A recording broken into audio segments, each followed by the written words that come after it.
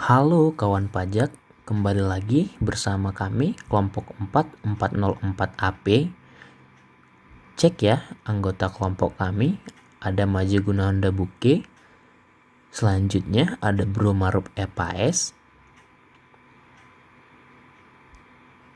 Hello dari Bro Ibnu Muslim.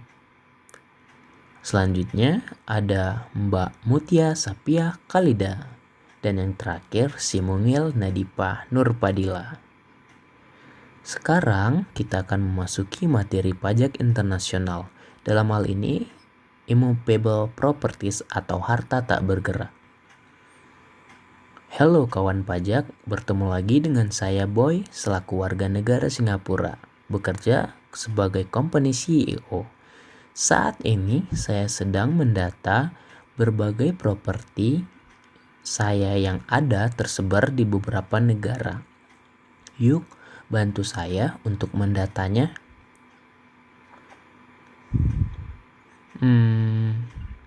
Setelah didata nih, ternyata banyak juga ya properti yang saya miliki. Yang sayangnya tidak saya tinggali dan tidak terpakai lagi di sana. Memangnya apa saja properti saya? Ada beberapa apartemen di Malaysia. Ada juga beberapa rumah di Inggris.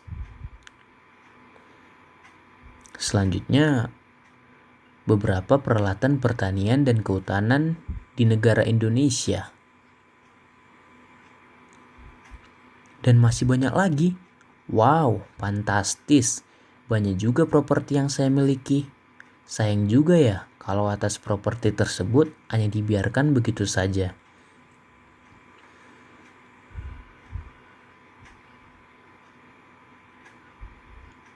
Nah, benar juga nih hasil ide istri saya yang paling cantik.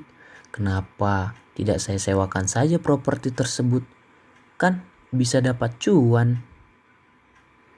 Tapi kalau saya sewakan, bagaimana ya aturan perpajakannya? Kan pajak sesuatu yang pasti dalam hidup. Atas penghasilan tersebut, apalagi sudah masuk lintas batas negara. Kira-kira siapa ya yang akan mengenakan pajaknya? Negara sumber atau negara residen? Siapa ya? Ada negara sumber dan ada pula negara domisili. Negara mana yang berhak memajaki? Gimana kawan pajak? Daripada bingung nih, yuk kita simak saja tentang aturan perpajakan internasional mengenai penghasilan atas immovable property. Immovable property. Hola kawan pajak, jumpa lagi dengan Boy nih. Setelah Boy mencari tahu, akhirnya Boy paham juga terkait immovable property. Pertama, kita akan membahas mengenai ruang lingkup penerapan dan hak pemajakan dari harta tak bergerak. Penghasilan dari immovable property merupakan salah satu bentuk passive income yang diatur dalam pasal 6 ayat 1 P3B OECD dan UN model yang memberikan hak pemajakan secara tidak terbatas kepada negara sumber untuk mengenakan pajak atas penghasilan dari harta tak bergerak tersebut. Pasal 6 P3B dapat diberlakukan apabila ketiga syarat berikut dapat terpenuhi. Pemajakan atas penghasilan dari harta tak bergerak hanya memperhatikan domisili SPDN yang menerima penghasilan dan letak harta tak bergerak yang menghasilkan penghasilan tersebut. Agar kawan pajak lebih paham lagi, yuk simak ilustrasi berikut. Kasus 1 dan 3 ketentuan pasal 6 P3B negara D dan negara S dapat diberlakukan. Sedangkan pada kasus kedua ketentuan pasal 6 P3B negara D dan negara S tidak dapat diberlakukan karena harta tak bergerak terletak di negara domisili dari SPDN yang menerima penghasilan harta tak bergerak tersebut.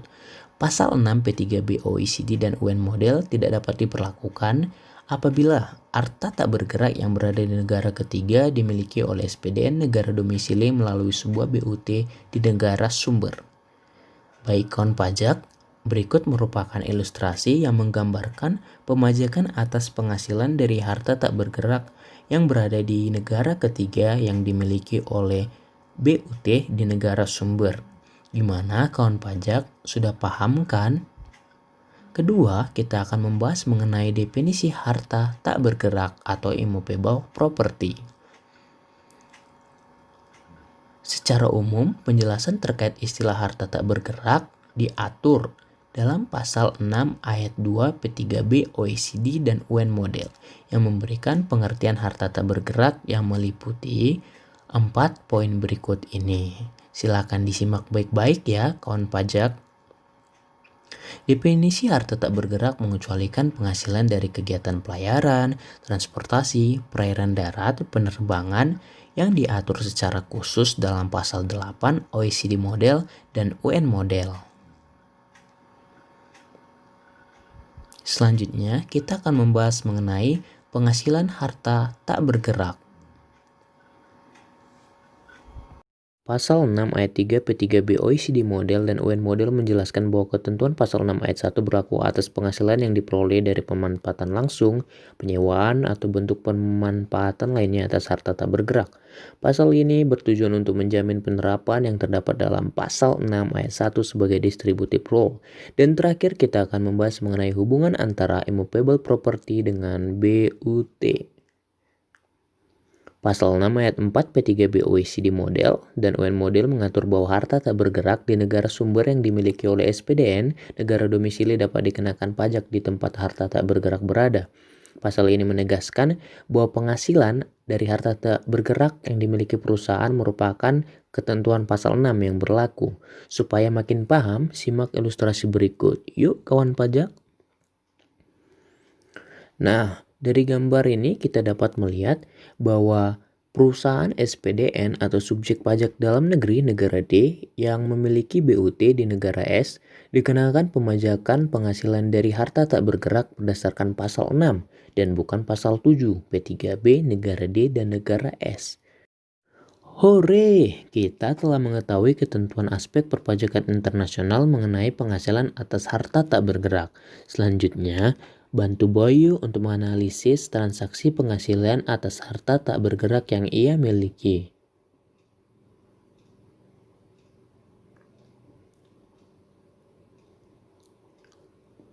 Berikut transaksinya kawan pajak.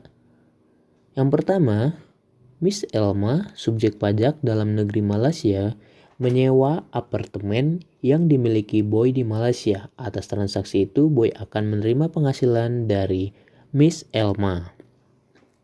Bagaimana analisis transaksinya? Apakah properti termasuk definisi harta tak bergerak sesuai ketentuan di Malaysia? Ya, benar. Di mana properti terletak? Seperti yang kita tahu, properti terletak di negara Malaysia. Di mana domisili penerima penghasilan, dalam hal ini Boy, Singapura. Lanjut. P3B yang berlaku yaitu P3B antara Singapura dan Malaysia. Hak pemajakan berada pada negara letak properti, yaitu negara Malaysia. Lanjut, berikut merupakan transaksi yang kedua atas penyewaan harta tak bergerak. Dalam hal ini, Waiyo PLC yang adalah SPDN Thailand menyewa peralatan pertanian Boy yang terletak di Indonesia. Atas transaksi tersebut, Waiyo PLC memberikan penghasilan kepada Boy. Analisis transaksinya, apakah properti termasuk definisi harta tak bergerak sesuai ketentuan di Indonesia? Ya, benar. Di mana properti terletak? Kita tahu bahwa properti terletak di Indonesia. Di mana domisili penerima penghasilan, dalam hal ini Boy, sama saja. Boy merupakan WN Singapura, maka domisili Singapura. P3B yang berlaku adalah P3B Singapura Indonesia. Pemajakan dapat dilakukan di negara letak properti, yaitu Indonesia. Terima kasih kawan pajak sudah membantu Boy. Sekarang Boy sudah memahami aspek perpajakan internasional terkait penghasilan dari immovable property.